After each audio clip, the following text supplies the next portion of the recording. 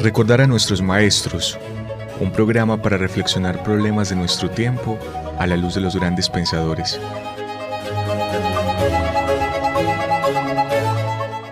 Dirección: Carlos Mario González, profesor de la Universidad Nacional de Colombia, sede Medellín.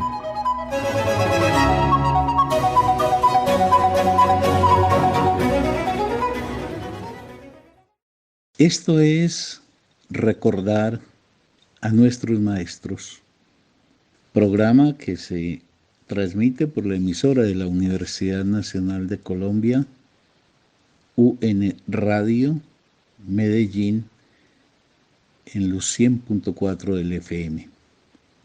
Yo soy Carlos Mario González, soy miembro de la Fundación Cultural Entre Líneas, director de la Escuela de Pensamiento Crítico Maestros de la Sospecha, EMS, y profesor de la misma Universidad Nacional de Colombia en la sede de Medellín.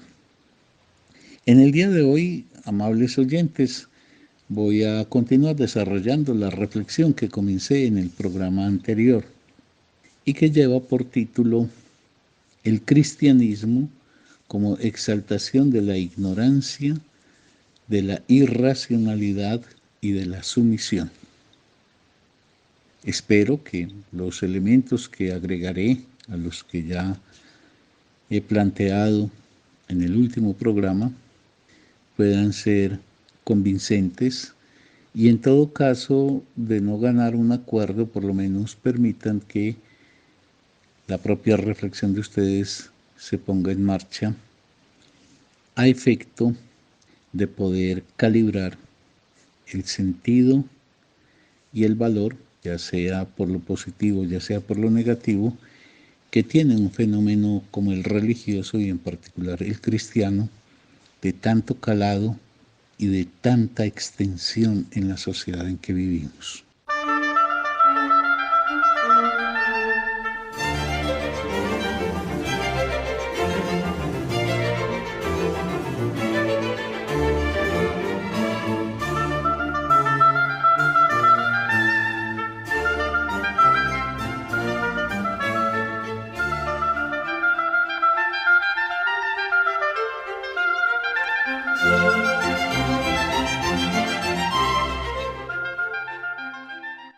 Serie La EMS al Rincón de Pensar, semana número 16. Título de la emisión de hoy: El cristianismo como exaltación de la ignorancia, de la irracionalidad y de la sumisión, parte 2. Con motivo de la emisión de la primera parte de esta temática que estoy abordando, recibí el comentario de algunas personas, unas de ellas pocas, pero de todas maneras es importante decirlo y tenerlo en cuenta, que estaban muy molestas con el hecho de que este tema fuese abordado a través de la radio, y más molestas tratándose de una radio universitaria. Me señalaban que era irrespetuoso, muy irrespetuoso de mi parte, que yo pusiera en objeción las creencias a las cuales están adheridas algunas personas, y que cada cual debería ocuparse simplemente de sí mismo y de fundamentar su propia manera de ver las cosas sin tener la mirada puesta sobre otras formas. Pero precisamente ese tipo de comentario es el que refrenda lo que le ha dado lugar a este programa y a este tipo de reflexión que estoy proponiendo. Y es esa actitud por la cual la religión, en este caso encarnada en los creyentes, se considera exonerada de cualquier posibilidad de ser intervenida por una reflexión racional o por una interrogación que trate de fundamentar racionalmente para la religión algunas objeciones, porque pretender que no se puede interrogar la religión es algo que es atentatorio contra una de las conquistas más importantes que ha hecho la humanidad y que sobre todo en nuestra época nos urge defender, y es la posibilidad de que las capacidades del ser humano para la reflexión y el razonamiento puedan desplegarse sobre cualquier objeto sin que haya ninguno que acredite ser una excepción. Pero por otro lado, en ese tipo de comentarios, lo que se termina revelando es una tendencia de nuestra época a silenciar la crítica. Mejor dicho, es una forma en que nuestra época marca la irracionalidad que la anima, tratando de silenciar la crítica. Y se trata de silenciar la crítica estipulándole un impedimento de corte supuestamente moral. Y digo supuestamente porque la palabra respeto se usa hoy a trocha y mocha simplemente para tratar de silenciar la confrontación de las diferencias. Porque es una época que piensa que las diferencias, en todo caso así pues lo vive formulando, que las diferencias son muy importantes. Pero parece ser que las diferencias estuvieran en la experiencia humana puestas ahí simplemente para la contemplación de ellas, no para la confrontación entre ellas. Y las diferencias pues no son irrespetadas por el hecho de que se confronten. Es que ahí hay una confusión. Uno le debe un respeto a las personas y no hay ningún irrespeto en controvertir ideas. Uno respeta a las personas porque si yo, por ejemplo, estuviese diciendo que las personas que adhieren a una creencia religiosa como la cristiana son estúpidos, ignorantes, atrasados, etcétera, es decir, estuviera impugnando sus propias posibilidades de asumir con libertad la creencia que tienen, ahí sí no cabría duda que estaría yo incurriendo en un irrespeto. Es decir, y lo repito muy claramente, uno debe un respeto a las personas. Uno debe suponer que la persona que está enunciando algo lo está haciendo en el uso de sus facultades. Pero no hay un irrespeto en que se controvierta lo que uno piensa. Yo, por ejemplo, no considero que a mí me hayan irrespetado quienes se pronunciaron para decir que esta temática preferible no abordarla. Ellos están controvirtiendo conmigo, están diciendo que la idea que me anima para promover una reflexión sobre este asunto no debería ser, pero yo no me sentí respetado. Y respetado me hubiese sentido si ellos me hubieran adjetivado negativamente, me hubieran amenazado, me hubieran intimidado, etc.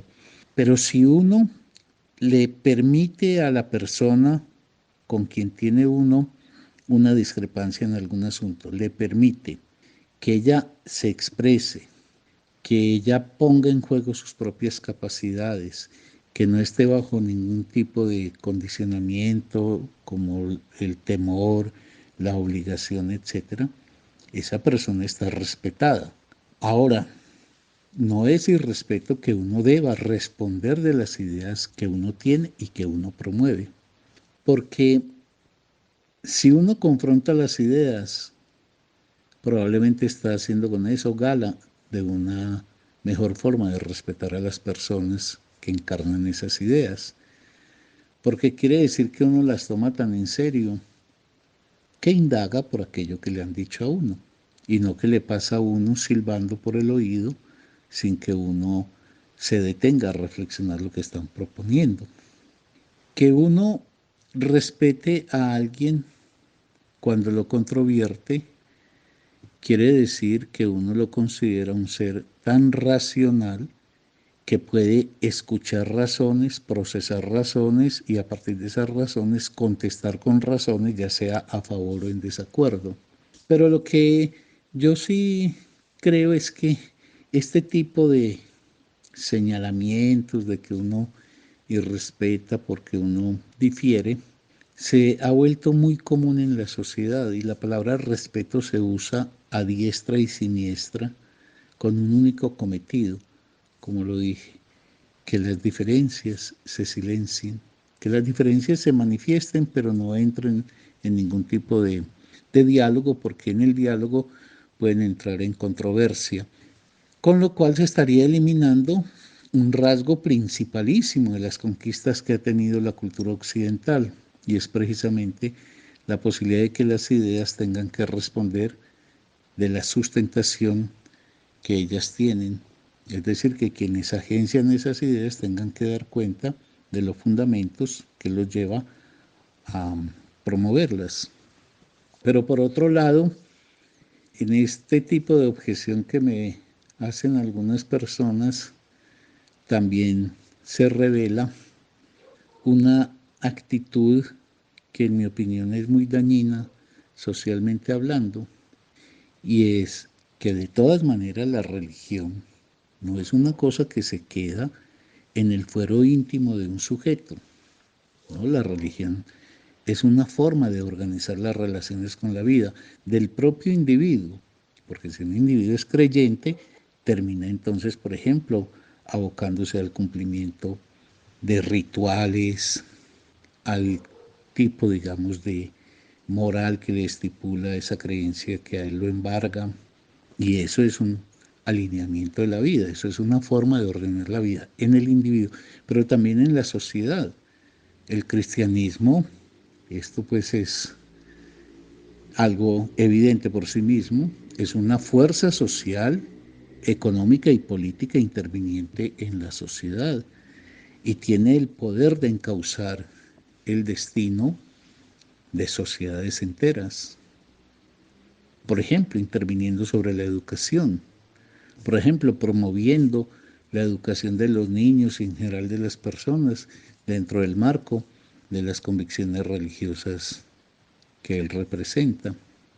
Entonces hay una incidencia en la sociedad, y quienes pensamos que uno no existe como un átomo suelto, sino que uno está integrado al destino y a la suerte de una sociedad, pues nos importa mucho discutir los rumbos que lleva esa sociedad. Y por eso la necesidad de plantear una reflexión que ponga bajo la lupa cuál es el papel que cumple el cristianismo en general en relación a asuntos tan importantes como el conocimiento, como el pensamiento, etc. Por eso me sostengo en la línea de que esta temática no solamente es necesario abordarla, sino que es imperiosamente urgente hacerlo, y precisamente me lo demuestra esa postura que invoca no una discusión racional con lo que argumento, sino un silenciamiento.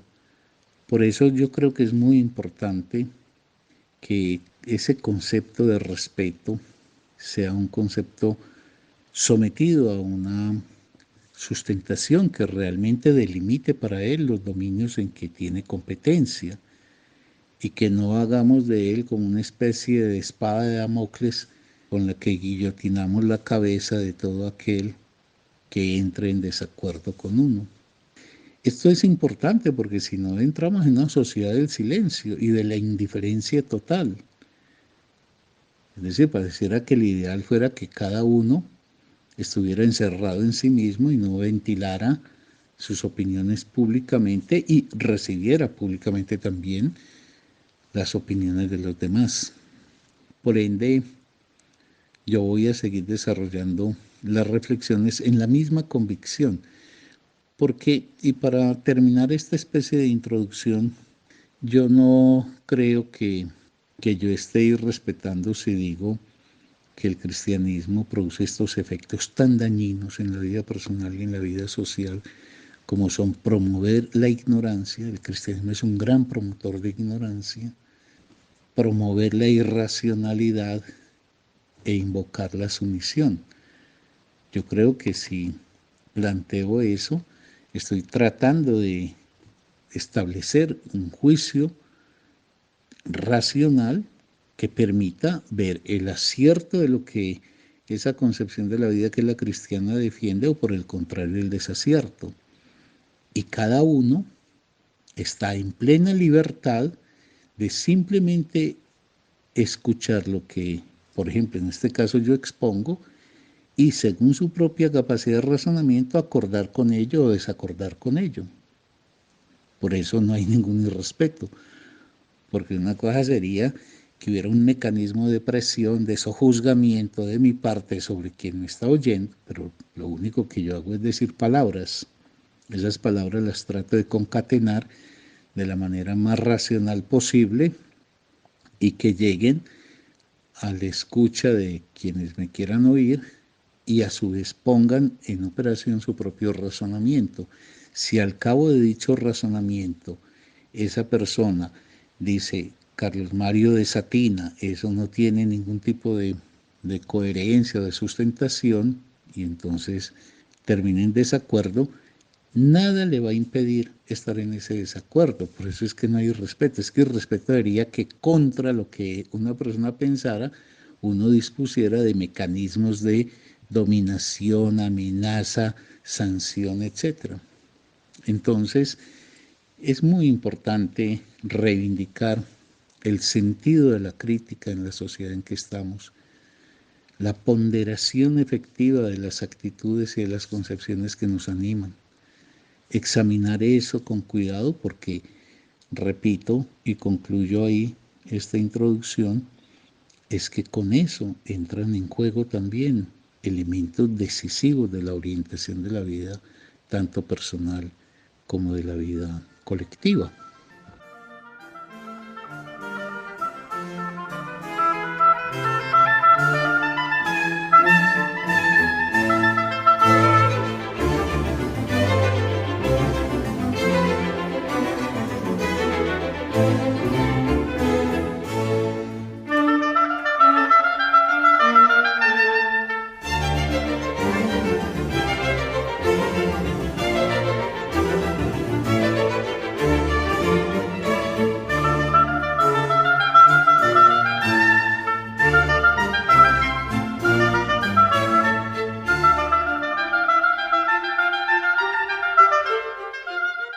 Ahora, voy a comenzar por establecer una especie de principio a partir del cual pueda más adelante sustentar que el cristianismo es muy dañino para la racionalidad, que es un obstáculo para el conocimiento racional.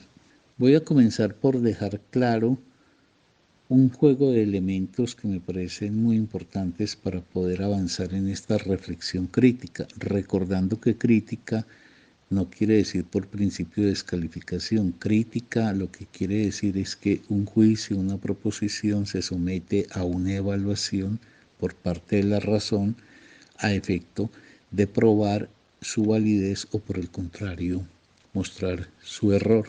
Eso es la crítica. Es como si yo vengo y digo 2 más 2 igual a 5 y viene una persona y me dice, no, 2 más 2 no es igual a 5. Esa persona no me está irrespetando, esa persona me está pidiendo cuentas, me dice, ¿y por qué decís eso? Y entonces me pide que le ofrezca razones y luego me contrapone las razones suyas para demostrar que 2 más 2 igual a 4. Ese es el juicio crítico que hace la razón, sopesa la validez de lo afirmado por otro en función de los argumentos en los que sustenta eso y contrapone otra forma de ver las cosas parapetada en otro tipo de argumentos. Ese es el papel que juega la crítica en lo que tiene que ver con las formulaciones que hacen los individuos. Somete a una revisión en términos de cuáles son los fundamentos que le permiten a alguien hacer una afirmación. Pues bien, voy a decir unas cosas que me son necesarias a efecto de poder desarrollar entonces mi consideración de por qué el cristianismo no solamente promueve la ignorancia, sino que es profundamente irracional y promueve la irracionalidad, y eso es gravísimo. Por lo menos los efectos de eso son muy dañinos en materia del individuo y de la sociedad, sino que como colofón de todo ello, el cristianismo acredita para el ser humano como la mejor posición que ha de adoptar la de la sumisión, la de la resignación y la de la adaptación a las circunstancias, al margen de que éstas sean, por ejemplo, dañinas para el propio individuo. Son cosas muy elementales, pero que creo importante que sean expuestas para que sobre ellas ya pueda yo desarrollar las proposiciones que quiero. A ver, el ser humano es un ser que necesita saber. Eso se dice muy fácil. Uno tendría que seguir agregando cosas. El ser humano necesita saber, pero los seres humanos se van diferenciando entre quienes quieren seguir sabiendo y quienes dan ya las cosas por sabidas. Quienes dan las cosas por sabidas son los que asumen las respuestas como ya categóricas e inamovibles. Están inmersos, por ejemplo, en visiones dogmáticas. ¿Qué es una visión dogmática? Una visión que da por consumada la interpretación de un fenómeno, de un acontecimiento, etc. Entonces, hay personas que sí necesitan saber, pero para quedarse petrificados en el saber que tienen. No tendrán preguntas, no tendrán dudas, no tendrán nada que eventualmente pueda poner en interrogación ese saber que tienen. Y hay personas que necesitan saber como las primeras, pero que tienen como rasgo muy particular que eso que saben no lo consideran concluido y que mantienen abierta la posibilidad de saber incluso contra las formas de saber que había alcanzado inicialmente. En ese sentido, los seres humanos explican el mundo, porque tratan de construir un saber del mundo. Cuando a la pregunta, ¿cuál es el origen de la vida?, alguien contesta, Dios fue el hacedor de la vida, eso es un saber. Es decir, la persona está dando cuenta con ello de una causa que da lugar a entender cómo apareció la vida, dijo Dios. Entonces, el ser humano es hacedor de muchas formas de saber. ¿Qué es lo peculiar? Y esa forma de saber es un despliegue de la razón. Es que la razón es el intento de encontrar los nexos entre las causas y los efectos. El ser humano necesita explicarse las cosas y se las explica.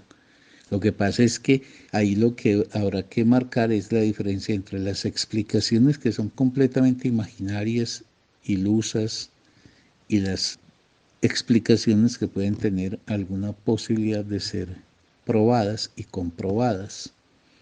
Entonces la razón le indica al ser humano conexiones causa-efecto. La racionalidad es una de las formas de despliegue de la razón. La racionalidad fundamentalmente apunta a señalar dos cosas: que la razón mantenga su avance, es decir, que no haya ningún objeto que escape a esa exigencia, por ejemplo, de conectar causas y efectos, es decir, de explicarse. Y por otro lado, un rasgo que caracteriza la racionalidad, más allá de pues de que está propulsada a avanzar hacia cada vez más lejos en los confines del entendimiento, de otro lado está que la racionalidad se diferencia de otras formas de saber en que hace un esfuerzo por demostrar las relaciones causa-efecto que va encontrando en ese despliegue hacia múltiples objetos que ya va adelantando. Entonces la racionalidad es una forma de saber, como una forma de saber es un mito, como una forma de saber es una creencia religiosa. En eso estaríamos en el mismo orden. Tenemos saberes. Las personas creyentes tienen un saber sobre, por ejemplo, para qué se vive, cuál es el fundamento de la moral, tienen saberes. La gente que asume la racionalidad dispone también de una forma de saber.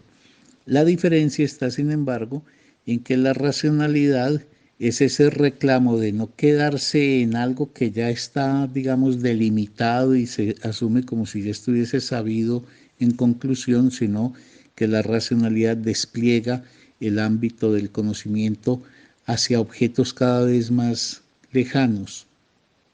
Y de otro lado, y esto es fundamental, que la racionalidad afirma lo que afirma, ofreciendo los elementos de fundamentación para ello. Entonces, estamos de acuerdo que todos los seres humanos tienen un saber, desde el más culto de los cultos al más ignorante de los ignorantes, pero que esos saberes no son idénticos y que esos saberes se diferencian en la capacidad de sustentación y de verificación que tengan las afirmaciones que se hacen y en la propensión a salir del pequeño mundo, de la pequeña burbuja donde uno está metido, desde un saber que se cierra y se da ya por concluido, a abrirse a la búsqueda ilimitada de objetos que permitan explicaciones renovadas y cada vez más amplias de eso que llamamos el conocimiento. Ese es el conocimiento racional.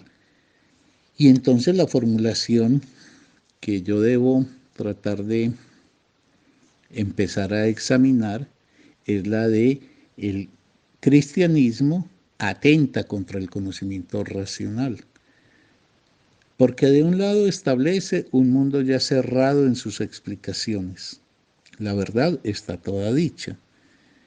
En un programa posterior de este mismo tema, yo voy a tratar de dar cuenta de ese gran fenómeno que se llama la Biblia como un texto que se autodefine como un texto que contiene ya la verdad toda.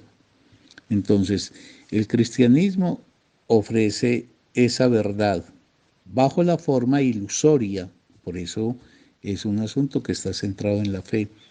Y lo que yo debo tratar de cubrir entonces es por qué esa forma de asumir una explicación de la vida, del mundo, del ser, desde la fe, es atentatorio, es peor, degradatorio de lo que es efectivamente esa gran conquista de la humanidad que es el conocimiento racional. Ese es pues el presupuesto sobre el cual quiero erigir lo que va a ser la continuación de esta serie de programas.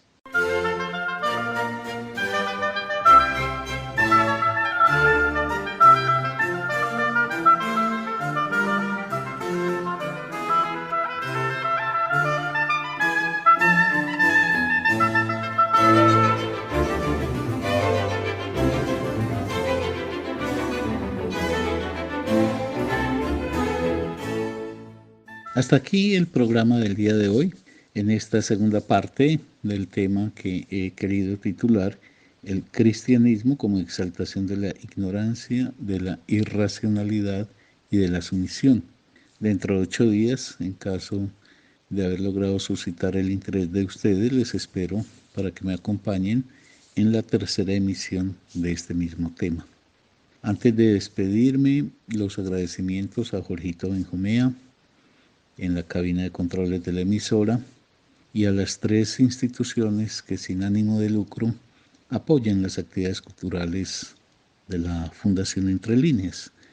Esas instituciones son Inti Salud, la Fundación Confiar y la librería librosentrelineas.com. Hasta la próxima semana, amables oyentes.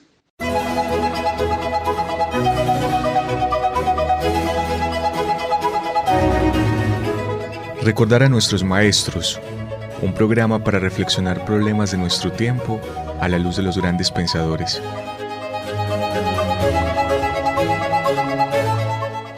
Dirección: Carlos Mario González, profesor de la Universidad Nacional de Colombia, sede Medellín.